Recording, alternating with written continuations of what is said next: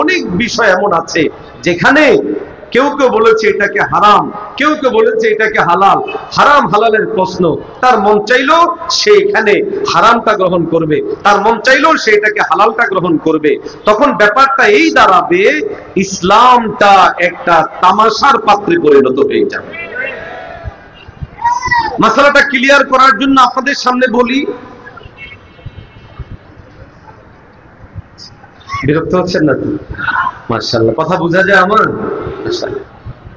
3 তালাক দিলে 1 তালাক হওয়া, এটা কেমনে মাথার মধ্যে আসে এটা আমি কল্পনাও করতে পারি না।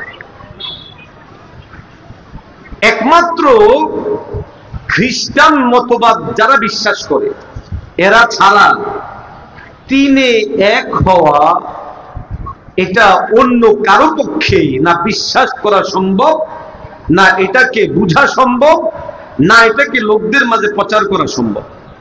ধরুন আমি যদি 1 + 1 + 1 এভাবে যদি আলাদা আলাদা 1 1 1 লিখি তাহলে সমান সমান কত হবে? আরো আছে বলেন, জোরে বলেন না।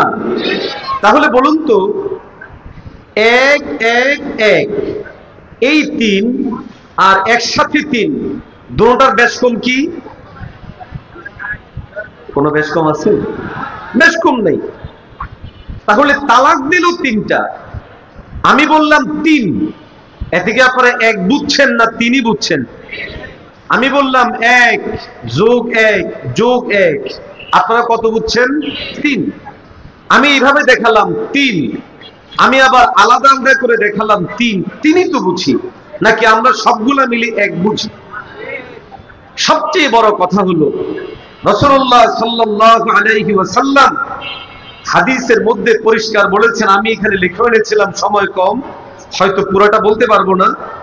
নবীজি সাল্লাল্লাহু আলাইহি ওয়াসাল্লামের অত্যন্ত প্রিয়তমা আমাদের আম্মা জান আয়েশা রাদিয়াল্লাহু তাআলা আনহা থেকে বর্ণিত, তিনি বলেন আন্না রাজুলান তাল্লাকা ইমরাতাহু সালাসান, এক ব্যক্তি তার স্ত্রীকে 3 তালাক দিল। ফাতাযাওয়াজাত ফাতাল্লাকা, এরপর ওই ব্যক্তি বিয়ে করলো আবার তালাক দিয়ে দিল। অর্থাৎ ওই মহিলা আরেক জায়গায় গিয়ে বিয়ে বসছে, ওই ব্যক্তি আবার তাকে তালাক দিয়ে দিল। ফাসুইলান নবী সাল্লাল্লাহু আলাইহি ওয়াসাল্লাম আতাহিল্লু লিল আউয়ালি, তখন নবীজি সাল্লাল্লাহু আলাইহি ওয়াসাল্লামকে প্রশ্ন করা হলো যে প্রথম ব্যক্তির জন্য এই মহিলাটা বৈধ হয়েছে কিনা। ক্বালা লা হাত্তা ইয়াযুকা ওয়াসাইলাতাহা কামা যাকাল আউয়াল, নবীজি সাল্লাল্লাহু আলাইহি ওয়াসাল্লাম বললেন প্রথম স্বামীর জন্য এই মহিলা আবার তার হওয়ার জন্য শর্ত হচ্ছে দ্বিতীয় স্বামী যেখানে বিবাহ হয়েছে ওই স্বামী শারীরিকভাবে সক্ষম হওয়া জরুরি, স্বামী স্ত্রীর সুলভ আচরণ তাদের মধ্যে হওয়া জরুরি। নবীজির এই হাদিস থেকে স্পষ্ট প্রমাণিত হয় কেউ যদি তার স্ত্রীকে 3 তালাক দেয় তাহলে সে 1 তালাক হয়। তোমার জোরে বলেন না, কয় তালাক হয়? 3 তালাক। এমনকি স্ত্রী চিরতরে বিচ্ছিন্ন হয়ে যায়, পুনরায় এই স্ত্রীকে আর স্বাভাবিকভাবে নেওয়ার সুযোগ নাই। নবীজি সাল্লাল্লাহু আলাইহি ওয়াসাল্লামের দ্বিতীয় আরেকটা হাদিস, যেখানে নবীজি সাল্লাল্লাহু আলাইহি ওয়াসাল্লাম পরিষ্কার করে নবী তার সাহাবায়ে কেরামদের সামনে সাফ করেছেন কেউ যদি তার স্ত্রীকে 3 তালাক দেয় তাহলে সেটা 3 তালাকই হয়। দেখুন 3 তালাক দিলে 3 তালাক হওয়া, আমি এখানে 50টা হাদিস হয়তো আপনাদের সামনে আনতে পারবো যেখানে 3 তালাক দিলে 3 তালাক হওয়ার কথাই আছে। এখন আমাদের সমাজে আহলে হাদিস মতাদর্শ প্রচারক যে সমস্ত ভাইয়েরা আছেন তারা লোকদেরকে বলার চেষ্টা করেন যে এক বৈঠকে একসাথে 3 তালাক দিলে 3 তালাক হয় না। কেন? বলে যে এইভাবে তালাক দেওয়াটা হলো হারাম, আর হারাম জিনিস দ্বারা কোনো শরীয়তের বিধান জারি হয় না। তাদের কাছে আমাদের প্রশ্ন, রোজা অবস্থায় খানা খাওয়া হালাল না হারাম? আরো জোরে বলেন। কেউ যদি রোজা অবস্থায় খানা খায় তার রোজা ভাঙবে না থাকবে? তো হারাম জিনিস দিয়ে শরীয়তের বিধান যদি জারি নাই হবে কেউ রোজা অবস্থায় ভাত খাইলে ভাত খাওয়াটা তো হারাম, এই খাওয়ার কারণে যদি রোজা ভাঙে, ঠিক তেমনি ভাবে একসাথে 3 তালাক দিলেও এটা গঠিত হয়ে যাবে, এটা পতিত হয়ে যাবে এবং ওই মহিলা 3 তালাক হয়ে তারা বিচ্ছিন্ন হয়ে যাবে। 3 তালাক নিয়ে ছোট্ট একটা গল্প আমি আগেও বিভিন্ন জায়গায় বলেছি, আপনাদের সামনেও বলি বুঝার জন্য। এক ইমাম সাহেবের কাছে একটা তালাকের মাসালা নিয়ে আসছে যে তার এক মুসল্লি তার স্ত্রীকে 3 তালাক দিয়ে ইমাম সাহেবের কাছে আসছে। এখন ইমাম সাহেব বিস্তারিত শোনার পরে বললেন, তোমার বউ 3 তালাক হয়ে গেছে। তো তিনি তখন বলে, হুজুর আমি তো ইউটিউবে দেখেছি যে 3 তালাক দিলে সেটা 1 তালাক হয়। এখন ইমাম সাহেব দলিল হাদিস দিয়ে বুঝাইলেন, বিভিন্ন হাদিস দিয়ে বুঝালেন যে না, 3 তালাক দিলে সেটা 3 তালাকই হয়। কিন্তু তিনি বলতেছে, হুজুর আমি তো ইউটিউবে দেখেছি 3 তালাক দিলে 3 তালাক হয় না, এটা 1 তালাক হয়। ইমাম সাহেব অনেকক্ষণ চিন্তা করে দেখলেন তাকে আমি এইভাবে মাসালা বুঝাতে পারবো না। তো ইমাম সাহেব তাকে কাছে ডাকছেন, কাছে ডাকার পরে বললাম, কি হয়েছে? তো যখন বললেন আমি আমার স্ত্রীকে তালাক দিয়ে আসছি, 3 তালাক এইভাবে দিয়েছি, তো ইমাম সাহেব তখন তার গালের মধ্যে একসাথে 3টা থাপ্পড় লাগাই দিলেন। কোথায় থাপ্পড় লাগালেন? এখন তো থাপ্পড় খায়া গাল লাল করে চেয়ারম্যান সাহেবের কাছে গেছে। চেয়ারম্যান সাহেবের কাছে গিয়ে বিচার দিচ্ছে যে, চেয়ারম্যান সাহেব আমি ইমাম সাহেব হুজুরের কাছে গেছিলাম মাসআলা জানার জন্য, আমি আমার স্ত্রীকে এইভাবে তালাক দিয়েছি, আমি হুজুরের কাছে মাসআলা জানতে গেলে দেখেন হুজুর আমার গাল লাল বানায়া আমাকে ছেড়ে দিচ্ছে। এখন চেয়ারম্যান সাহেব মিলাতে পারছে না যে ইমাম সাহেব এই লোককে মারবেন কেন, আবার ওনার গালের যে পরিবেশ বোঝা যায় ইমাম সাহেব ভালোভাবেই থাপ্পড় লাগাইছেন। ইমাম সাহেবকে ডাকলেন, ইমাম সাহেবকে ডাকার পর ইমাম সাহেবকে বলে যে হুজুর আপনি কি তাকে মারছেন? মারছি। তখন ইমাম সাহেব বলে যে, ইমাম সাহেবকে জিজ্ঞাসা করলো কেন মারলেন?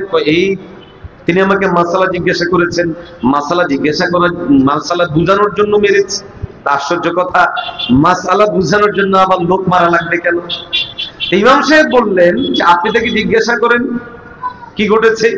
বলে যে এই ঘটনা, আপনি আমাকে মেরেছেন। ইমাম সাহেব বলে আমি আপনাকে কয়টা থাপ্পড় দিয়েছি? তো তখন তিনি বলে আপনি আমাকে 3টা থাপ্পড় দিয়েছি। ইমাম সাহেব বলে না, আমি আপনাকে 1টা থাপ্পড় দিয়েছি। আসলে থাপ্পড় দিয়েছে কয়টা? কিন্তু বলতেছে কয়টা? এখন ওই লোক বলে 3টা, ইমাম বলে 1টা, ওই লোক বলে 3টা, ইমাম বলে 1টা। এখন চেয়ারম্যান সাহেব পড়ে গেলেন পেরেশানিতে। ইমাম সাহেবকে চেয়ারম্যান সাহেব বলে, হুজুর আমি বুঝছি এই জিনিস আমার পক্ষে সমাধান করা সম্ভব না, আপনিই বলেন ঘটনা কি। ইমাম সাহেব বললেন, ভাই সে আমার কাছে এসে বলল আমি আমার বিবিকে একসাথে 3 তালাক দিয়ে আসছি, তো যেহেতু আলাদা আলাদা 3 তালাক দেওয়া যেই কথা, একসাথে 3 তালাক দেওয়া একই কথা, আমি তাকে বলেছিলাম তোমার বউ 3 তালাক দেওয়ার কারণে 3 তালাকই হয়ে গেছে, কিন্তু সে মাসালা মানতে নারাজ। তাকে আমি বারবার বুঝাইছি, সে আমাকে ইউটিউবের রেফারেন্স দিয়ে বলে সে ইউটিউবে দেখেছে 3 তালাক যদি একসাথে দেয় তাহলে 3 তালাক হয় না। তো আমি তাকে অনেকভাবে বোঝানোর চেষ্টা করেছি, কিন্তু মাসালা বুঝাইতে পারি না যে 3টা একসাথে দিলেও 3টাই হয়, 1টা না। এটা আমি তাকে থাপ্পড় দিয়ে বুঝাইলাম, আমি তোমাকে এক বৈঠকে একসাথে 3টা থাপ্পড় দিছি, তুমি থাপ্পড় 3টা বুঝো, তালাক 3টা বুঝো না কেন? এই জন্য আমি 3টা থাপ্পড় দিয়ে বুঝাইলাম। মোহতারাম হাজিরিন, ব্যাপারটা স্পর্শকাতর। আহলে হাদিস মতাদর্শী যে সমস্ত ভাইয়ারা আছেন, আপনাদেরকে বলবো আল্লাহকে ভয় করেন। মানুষকে তালাক থেকে বাঁচানোর জন্য আল্লাহ যে ভয় দেখাইছেন এর চেয়ে বড় ভয় আর হতে পারে না।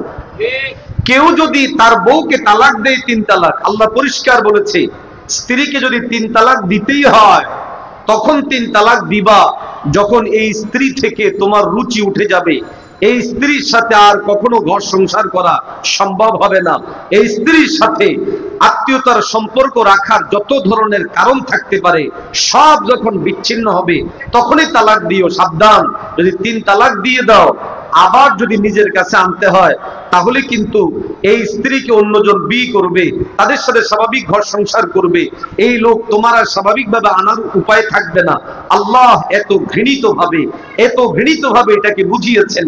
এরপরও যদি কেউ তাকে তার স্ত্রীকে 3 তালাক দেয়, তাহলে বুঝতে হবে নিশ্চিতভাবে সে তার স্ত্রীকে সর্বোচ্চ পছন্দ করে, এই জন্যই 3 তালাক দিয়েছে। এখন কোরআনের সিদ্ধান্তই ফাইনাল। আমি আমার স্ত্রীকে 3 তালাক দেওয়ার পর এই স্ত্রী আর আমার রয় নাই। বিয়ের আগে যেমন আমার ছিল না, এখন 3 তালাক দেওয়ার পরও আমার নাই। আমি যদি আবার ফিরিয়ে আনতে হয়, আল্লাহ সর্বোচ্চ ঘৃণিত একটা প্রস্তাব দিলেন এখানে। সেই প্রস্তাব হলো, এই স্ত্রীকে আবার ফিরিয়ে আনতে হলে তোমার স্ত্রী কিন্তু অন্যত্র বিয়ে বসতে হবে। অতএব তালাক দেওয়ার আগে চিন্তা করো, আমি আমার বিবিকে আবার আনবো কিনা। যদি আনতে হয় 3 তালাক দিও না। যদি আনতে হয়, বরং আল্লাহর হাবিব স্পষ্ট বলেছেন, আবগাদুল হালালি ইনদাল্লাহি তালাকু, আল্লাহর কাছে সবচেয়ে হালালের মধ্যে সবচেয়ে ঘৃণিত হলো তালাক দেওয়াটা। অতএব আল্লাহ রাব্বুল আলামিন যেটাকে সবচেয়ে ঘৃণিত বলেছেন, আর তালাক স্ত্রীকে ছাড়ার ব্যাপারে নির্দিষ্ট রুলস মেনটেন করতে বলা হয়েছে।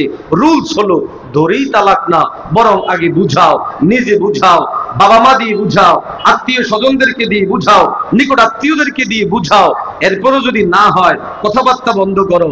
এরপরও যদি না হয়, বিছানা আলাদা করো। এরপরও যদি না হয়, 2 গ্রুপ আত্মীয় স্বজন বসে তারপরে বুঝাও। এরপরও যদি না হয়, তারপরে যদি তালাক দিতে চাও, তাহলে একটা দাও, তাও দিবা সতর্কতার জন্য, সাবধান করার জন্য।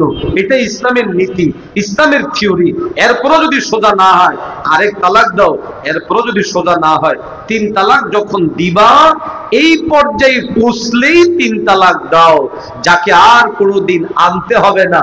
যদি আনতে হয়, তাহলে 3 তালাক দিও না। অতএব মানুষকে যদি তালাক থেকে বাঁচাতে চান, ইসলামের যে কঠোর বিধান থেকে মানুষের সামনে পেশ করেন। দেখেন, আপনি আপনার স্ত্রীকে তালাক দিলে আবার কিন্তু আনতে পারবেন না। তালাক দেওয়ার মানে কাউকে মেরে ফেলা।